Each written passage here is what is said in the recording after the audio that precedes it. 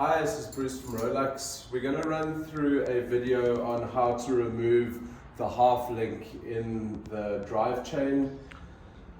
The only time you're going to need to do this if you find that your chain tension is pushed down quite far and you've still got a lot of slack on the chain. So you're in the pivot point here, the nut and bolt should be sitting about halfway between the two with good tension on the chain. As you can see here, this is sitting high up in that slot and I've got very little tension on this chain. So first of all, we're going to go ahead and remove the chain tensioner. For this, I'm using two 13mm wrenches. So simply we're going to take off the first nut and bolt.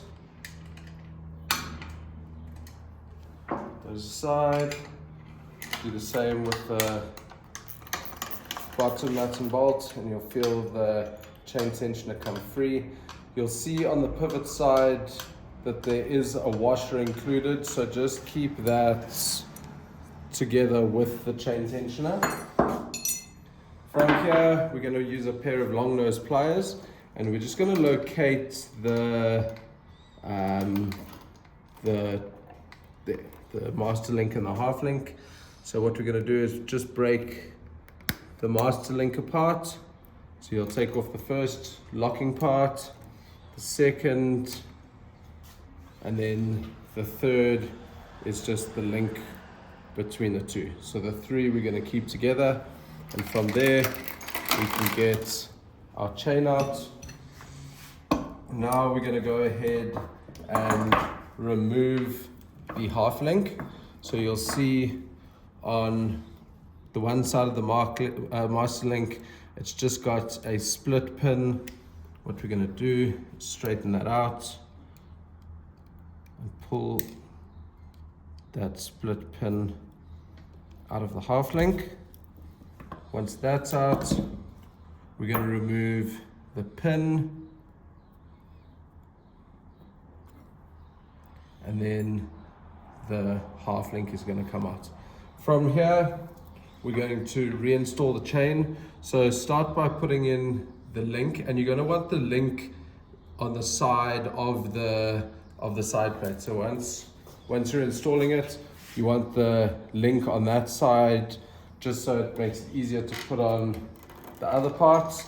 And it's also best to put it on first, so when you are attaching it, your hands are able to connect the two without having to reach for the other parts. From there, we're going to put on the flat link, and then finally we're going to put on the lock. To clip this in place, we're just going to use our pair of long nose pliers and just make sure that it's set on the bottom as well as on the top. Okay.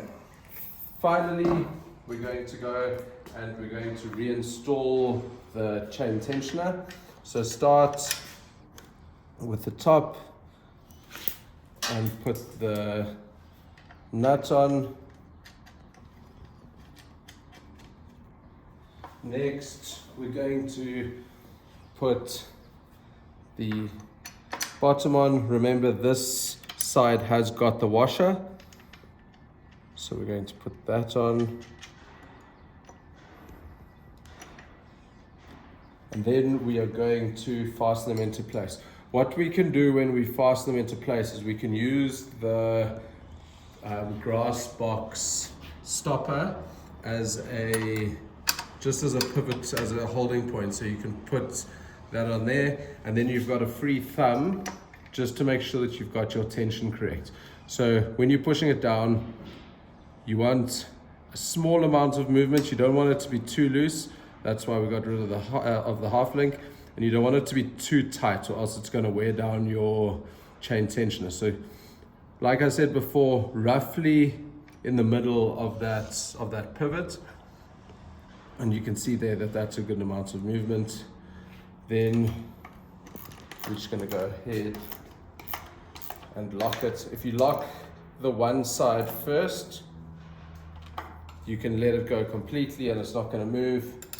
And then you can go ahead and do the final nut. If you have got a ratchet, it makes your life a lot easier, but I'm just trying to use everyday tools. So there, now that's locked in place, and I can check the tension. And if you turn the reel, you'll be able to see the movement on the chain tensioner. So that's perfect. If you're getting a little bit more movement, that's also fine. What you just need to make sure of is that amount of play is good. If it's too much like it was before, then it's the perfect time to remove the half link. So I hope that helps you out.